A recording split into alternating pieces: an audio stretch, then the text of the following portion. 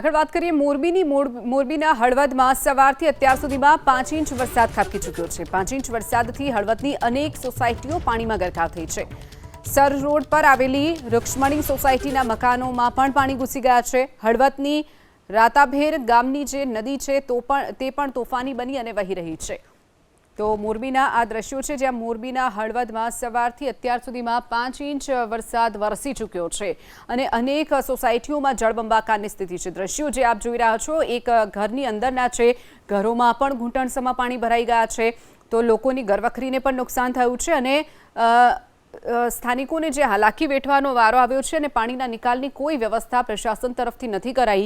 હળવદની રાતાભેર ગામની જે નદી આવેલી છે તે પણ અત્યારે ઉફાન પર વહી રહી છે, જેના કારણે વરસાદી પાણી અને નદીઓના પાણી એક થઈ અને ગામોમાં ફરી વળ્યા છે। વધુ વિગતો સાથે સંવાદદાતા પાર્થ રાડિયા આપણી સાથે ફોન લાઈન ઉપર છે। પાર્થ, જે રીતે 5 ઇંચથી પણ વધુ વરસાદ વરસી ચૂક્યો છે અને લોકોના ઘરોમાં પણ પાણી ભરાઈ ગયા છે, કેવી હાલાકી? પાર્થ, મોરબી જિલ્લામાં વહેલી સવારથી જે છે એ અવિરત વરસાદ વરસી રહ્યો છે ને મોરબી શહેર અને હળવદ પંથકમાં પણ 5 ઇંચથી વધારે જે વરસાદ છે તે અત્યાર સુધીમાં વરસી ચૂક્યો છે।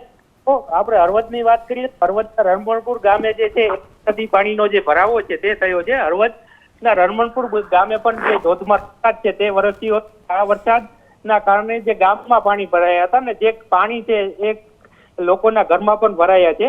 હળવદ પંથકમાં પણ મોરબી શહેરની જેમ પાણી મળી રહ્યા છે। મોરબી હળવદ શહેર હોય કે હળવદનો સરા રોડ હોય ત્યાં પણ જે પાણી ભરાવાના દ્રશ્યો છે તે સામે આવ્યા છે। હળવદ સરા રોડ પર દિઘડિયા નદી જે પસાર થઈ રહી છે, જે દિઘડિયા નદીના કોઝવે પર પાણી ફરી વળતા જે રોડ છે એ હાલ પૂરતો બંધ કરવામાં આવ્યો છે। તો હળવદની જે રૂક્ષ્મણી સોસાયટી છે, રૂક્ષ્મણી પર પાણી ઘૂસી જવાના કારણે જે લોકોના મકાનોમાં પાણી ઘૂસ્યા હતા, જેના કારણે નાગરિકોને જે છે એ મુશ્કેલી પડી રહી છે અને લોકોના ઘરમાં પાણી ઘર વખરીને પણ નુકસાન જે છે એ થઈ રહ્યું છે। પરંતુ મોરબી જિલ્લામાં હાલ જે વરસાદ છે હજુ પણ યથાવત જોવા મળી રહ્યો છે।